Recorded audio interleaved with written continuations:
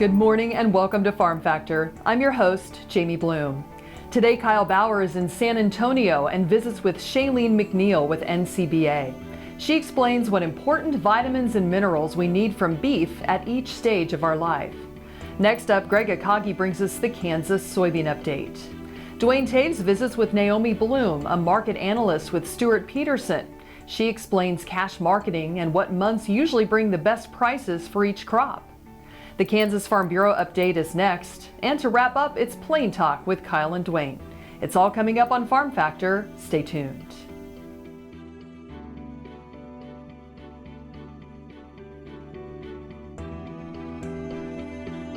Closed captioning brought to you by Ag Promo Source. Together we grow. Learn more at agpromosource.com.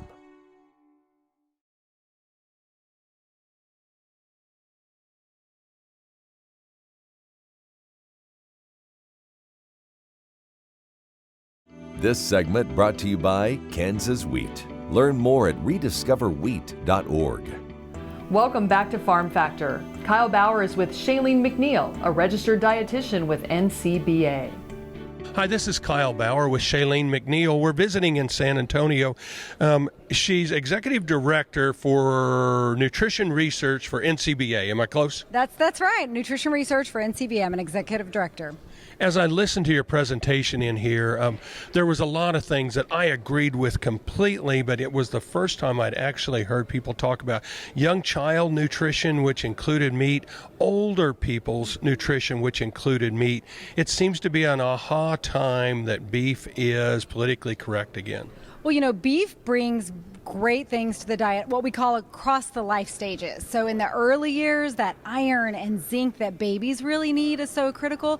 But then in the older years, you need that high quality protein and all that package of nutrients like the B vitamins, the bioavailable vitamin B12. So there's something at each life stage that beef brings, and we're really wanting to talk about that.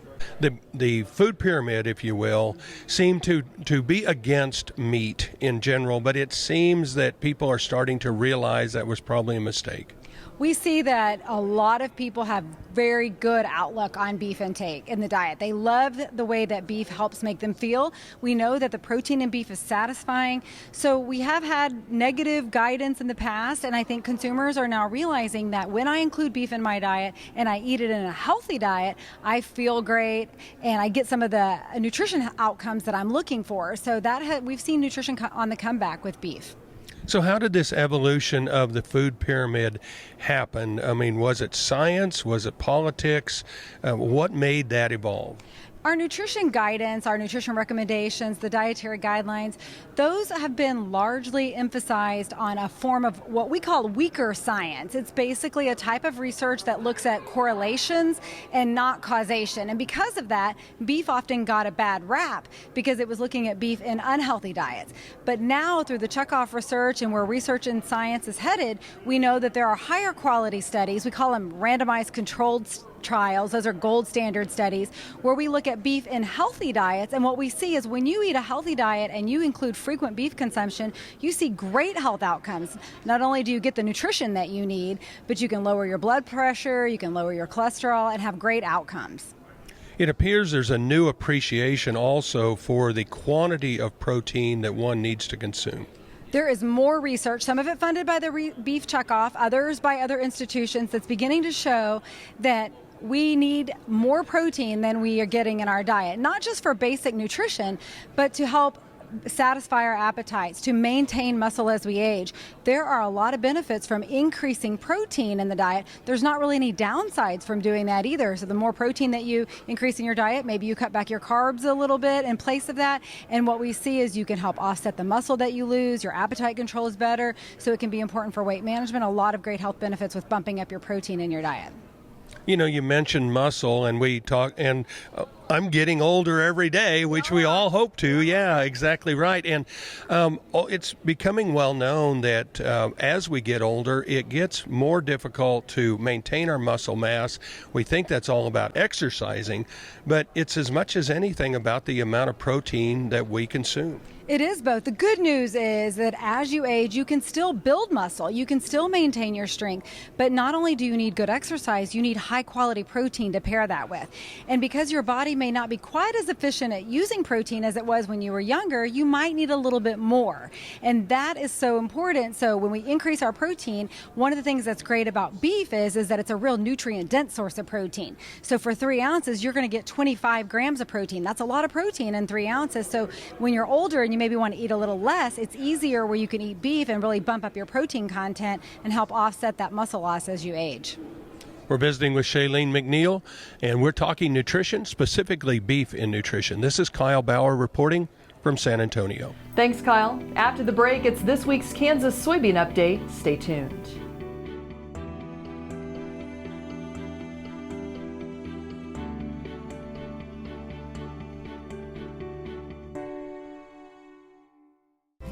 Kim Mannering with Hardy Insurance. Today we will talk about umbrella coverage. Did you know that if your cattle get out, you could be held liable for that? Call me. Let's have a discussion.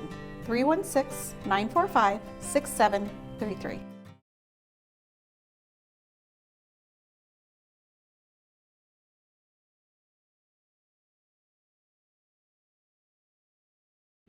This segment brought to you by the Kansas Soybean Commission, the Soybean Checkoff. Progress powered by Kansas farmers.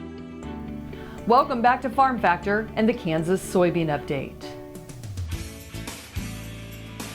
This is the Kansas Soybean Update. It's brought to you by the Kansas Soybean Commission. The Soybean Checkoff, progress powered by Kansas farmers. Greg Anderson is joining us. He is a Nebraska producer, and he serves on the governing board of the National Biodiesel Board. And the exciting thing of what we've seen is, for soybean producers, the return on investment on what we've seen in the biodiesel industry has been very impressive. The soybean checkoff virtually established the biodiesel industry in the United States over 25 years ago, and we've seen it grown from just a few thousand gallons per year to now about 2.7 billion gallons every year for the past couple of years. And we've seen that soybean oil continues to be the primary feedstock for biodiesel, and it returns about 63 cents per bushel to every soybean farmer who raises soybeans. This is a great return on investment. Checkoff dollars continue to fund the research and testing of the fuel as diesel engines continue to evolve and change, and as they want clean emissions, biodiesel fits it seamlessly. And that demand continues to increase as well. Over the last 10 years, demand for soybean oil for biodiesel has increased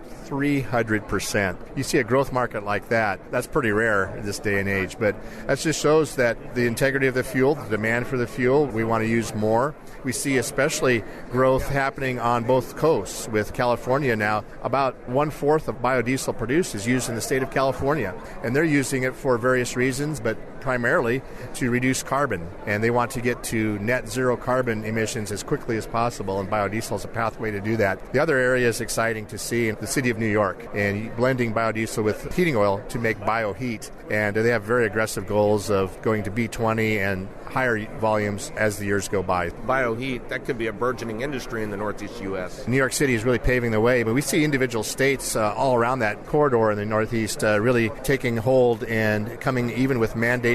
And you think about the city of New York being such a huge city, millions of people, but the greatest emissions isn't from cars and trucks, it's actually from buildings. And so bioheat reduces the greenhouse gas emissions coming out of those buildings, and you can really already see the cleaner air. City officials tell us that they're locked in, want to use it.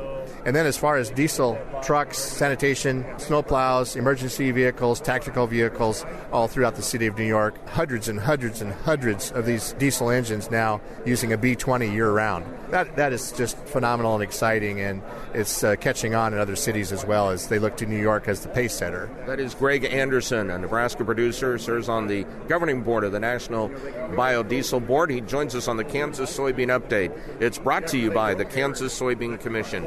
The Soybean Checkoff, progress powered by Kansas farmers. Learn more at kansassoybeans.org. For Kansas Soybeans, I'm Greg Akagi.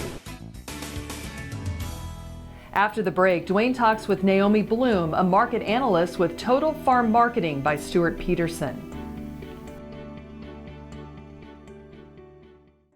Sure Crop Fertilizers was started by my father, Don Sherman, and my mother, Shirley Sherman. Family business that started in the 80s. We predominantly focus on plant nutrients and what we can do to give growers better responses with the fertilizer dollars that they do, and what we can do to make those things work better for the grower. We're based out of Seneca, Kansas. We work with growers in their soil analysis to figure out what they need, and then we can put those in a blend that gives them the best results, and so that we can deliver that direct to their farm so that they have those nutrients where they need them, when they need them, and so that they can apply them in a manner that's very efficient to them and works well in their planting systems and what they're doing. Sure Crop Fertilizers has been around for a long time. We always say we're big enough to take care of everything you need, but yet we're small enough to do it quickly. You can get a hold of us at 1-800-635-4743. Our website is surecropfertilizers.com, and you can always email me at corey@surecropfertilizers.com, and with any questions you have, we'll be glad to answer it and work with you. What if U.S. soybean meal were more than a commodity? If seed companies and the soybean checkoff built a better variety? That future is here. The time is now. To meet end-user demands, the soybean checkoff is investing in the compositional quality of soybeans, including meal. A message from the Kansas Soybean Commission, the Soybean Checkoff, progress powered by Kansas farmers. This segment brought to you by Sure Crop, liquid crop nutrition delivered right to your farm. We're back. Let's go to Duane Toews, who is with Naomi Blohm, an advisor with Stewart Peterson. Duane Toews joining once again on the program. A chance to catch up with Naomi Blohm, market analyst and advisor with Stewart Peterson. Naomi, we think about producers and working with marketing plans. The best laid plans are ones that are executed, and sometimes getting guys to pull the trigger, I expect, is hard to convince sometimes. Yeah, there are times when that is one of the bigger struggles. Today we were talking about the importance of marketing plans and laying things out, and the bigger constraints actually have to do with the emotional tendencies to not make the sales, not pull the trigger, especially when prices go higher. So want to just nail down the importance of being aware of the tendency for grain prices to work higher during the month of February. And then a lot of times you don't see much price action after that until a summer rally. But looking at the corn market over the past 5 years, the best prices were between the middle of June to the middle of July. So just really be mindful of that. Sometimes that's the hardest time to pull the trigger and stick with your marketing plan because you're not sure of what's going to be growing in your backyard. But those are oftentimes your best sales of the year. So have the courage to make those forward contracts. We think about some of the intricacies of the marketplace. They tend to typically be kind of seasonal in nature, like you'd referenced. But going back to the basics, understanding what your cost of production is really the key starting point of knowing where I can't be profitable. Absolutely. And this is the time of year that you need to be really sitting down and figuring out cost of production. And that's per commodity, that's by field even in some instances. And you need to know that. And then that way it can help you to just lay down your marketing plan to get your orders working with your elevator, to get those sales on the books. So that way when the market does start to creep higher, your sales are going to get triggered. And then also if you are a person who wants to use futures or option strategies, this is the time of year also to be mapping out what would be appropriate for the year ahead. There's a lot of producers that are a bit uncomfortable when we talk about electronic trades now. It's not even open outcry anymore, but calls, puts, options, all those things can be a bit overwhelming. But there's a number of industry professionals that really will take the time if they seek them out. Yeah, absolutely. And so if you can look to like your local extension agent, for one, you can see out any market advisor in the area across the Midwest. And now with technology, you're able to actually have face-to-face conversations over the computer and through cameras that way. So you can get the expertise that you're looking for, and then at the time that works best for your family and your timeline, and right in the comfort of your living room. So we've had some things come up recently. The USMCA has passed, the China deal phase 1 in place that everybody's been waiting for. We've turned into a new decade now. What do you see that producers should take note of in the future? Well, of course, the bigger theme would be overall continuing demand for grain as the population keeps on growing. But then there's the fact that the reality of the situation is that in South America, they're continuing to clear the rainforest. So we're going to continue to see more competition from them down the road. Production is going to continue to grow overall globally. And when the price peaks actually come, it's only going to be most likely because of a weather issue here in the United States or in South America, and that's when you really need to capitalize on those situations with your marketing.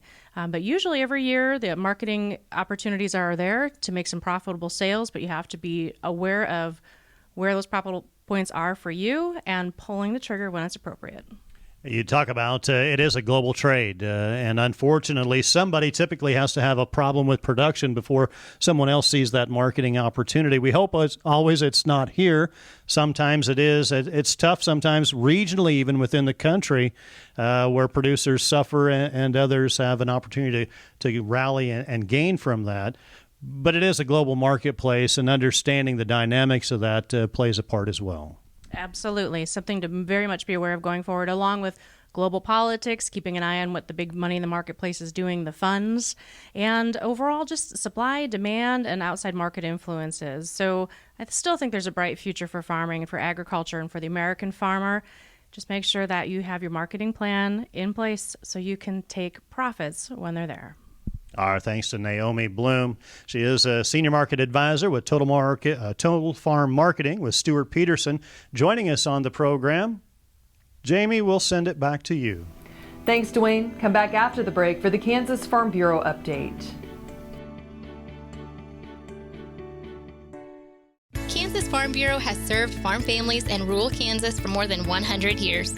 We're pleased to offer new healthcare coverage choices for Kansans in 2020 through Kansas Farm Bureau Health Plans. No matter what stage of life you're in, we'll have options that fit your lifestyle. Plus, our network of providers is one of the largest available throughout the state of Kansas and beyond. For more information, including the different plans available, or to get a quote, visit kfbhealthplans.com. I'm Bob Swartz, and I've devoted the last 43 years to helping Kansans reach their retirement goals and to protect the family farm. At Bob Swartz Financial, we believe everyone should be able to live the retirement they've always dreamed of. Our team of professionals can help you create an efficient strategy using a variety of investment vehicles to help you address your financial needs and your concerns. Bob Swartz Financial values commitment and transparency.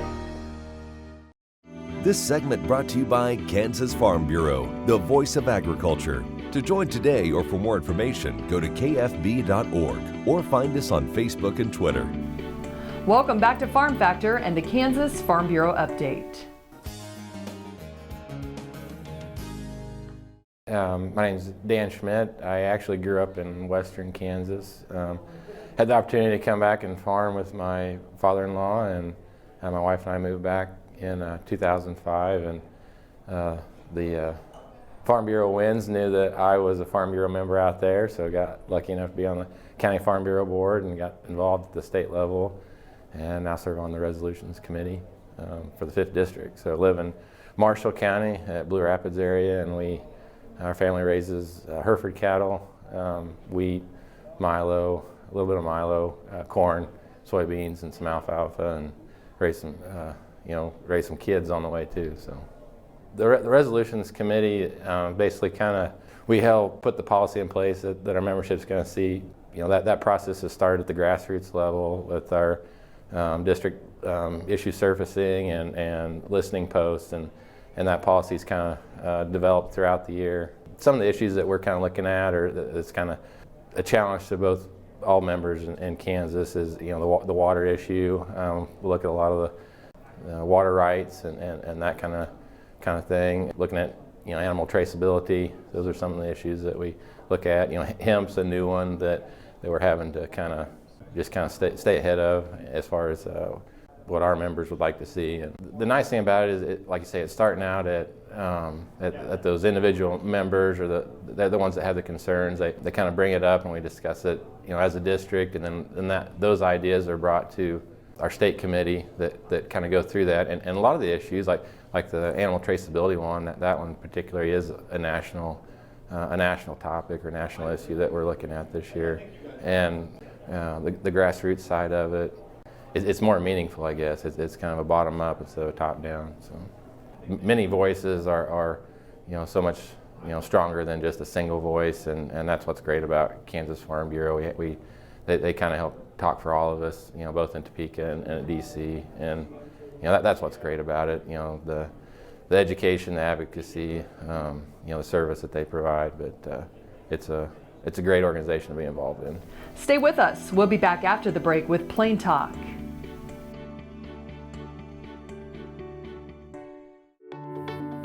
Clyde Sutton, Ness City, Kansas.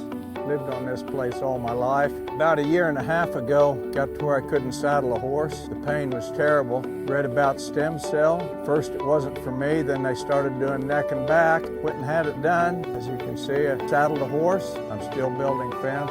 Love to shoot a shotgun rifle, and I'm able to participate, not like I used to, but nevertheless I can do the things I used to do, and life is good. This segment brought to you by Santa Fe Trail Meats in Overbrook. Let us help feed your family. Welcome back. Now let's see what Kyle and Duane are up to on Plain Talk. Hi, this is Kyle Bauer with Plain Talk, with the guy who always says just because some yahoo puts Tabasco sauce in your oatmeal doesn't mean you have to eat it. Duane Toews. I don't know. Yeah, you don't know. I was trying to think. I think I understand what the true meaning of what you said there, and it appears you don't. Well, You know, just thinking about oatmeal and Tabasco sauce. You're thinking pretty much on the surface. I'm kind of a literal kind of and guy. You're thinking that you should eat it. If someone puts Tabasco in your... That would be bad. Oh, do you eat oatmeal? Prove a point. Occasionally, not often. When I was a kid, I ate it a lot because Mom fixed it. That's right. That's what was. And it wasn't that I didn't enjoy it. No. It's just Mom took the time to boil water and put oatmeal, and got breakfast for us when we were kids, and we had hot cereal, whether it be oatmeal or malto meal. We had frequently when we were kids. As I've gotten older, I'm not as motivated to get up early enough to do that. Well, I actually went through I go through phases regularly. And I went through a phase here 6 months ago where, I was trying to get my cholesterol down. Okay. And oatmeal's a great way to get it down. It used to work pretty good. Yeah. Well, as I get older, it doesn't work as good. It doesn't work as well. No, not for me. It doesn't. Now, that doesn't mean it doesn't work for other people. Right. But it used to be just amazing. My cholesterol could be at, and I don't have really high cholesterol, but it could be at X. And I'd eat oatmeal for 30 days for breakfast, and it'd drop at 15%. Really? Yeah. No, I mean, but hasn't worked so well recently. Well, that's because you've gotten rid of all that bad cholesterol that you had. You're getting down to the tougher cholesterol. The weak stuff is already gone. It's already there. Burn off all the weak cholesterol. Yeah, and my doctors want me to take cholesterol medicine. It's like, I don't think so. It's not that bad. So it's like I need to get a different doctor. Well, I mean, one that says, you're just fine the way you are. Some would prescribe to the fact that you got to die of something. Well, yeah, just think about if someday I'm around, I don't have anything to die from. That would would be terrible. I mean, what if I'd already wore out all my good body parts? And then you didn't? And then you didn't die. It's like you forgot to die. It's not really life worth living. Actually, that's an old joke that a couple was in heaven. Mm-hmm. And everything was perfect there. They were there together, and just the meals were great. Their bed was wonderful. All their friends were there. It was just the most wonderful place they couldn't even imagine how good it was. And after being there about a week or two, he reached over and slapped his wife on the shoulder. And she goes, "What's that about?" She said, "If you wouldn't have been feeding me all that junk all those years that I didn't want to eat, we'd have been here a lot sooner." Been enjoying this for a couple of more years. Well, speaking of medicine, your fact or fiction question of the day: modern scientists are now utilizing mushrooms in the development of new medicines. Fact or fiction? Well, I suspect they're trying to use about anything to develop new medicines. I would guess it'd be an antifungal, right? So you got to have a fungi. You got to have a fungi to get an antifungi. To get rid of it. Sure, I'll go with fact. That's what it says. Oh, how could that be hard to believe? It doesn't say what type of medicines, but it says new medicines being utilizing mushrooms. You know, one of the fungicides that agriculture uses a lot was actually developed originally as an athlete's foot medicine. Oh. I was at the R&D lab for that company, and they just make stuff. and they had it on the shelf. Chemists in there. Right, and they were like trying to make, and it worked. But then somebody else said, I wonder if this would work on wheat to take the fungus off of that. And it worked great.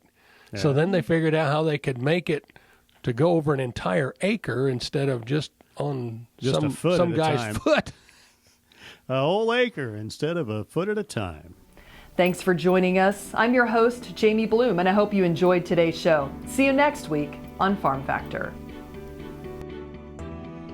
Closed captioning brought to you by Ag Promo Source. Together we grow. Learn more at agpromosource.com.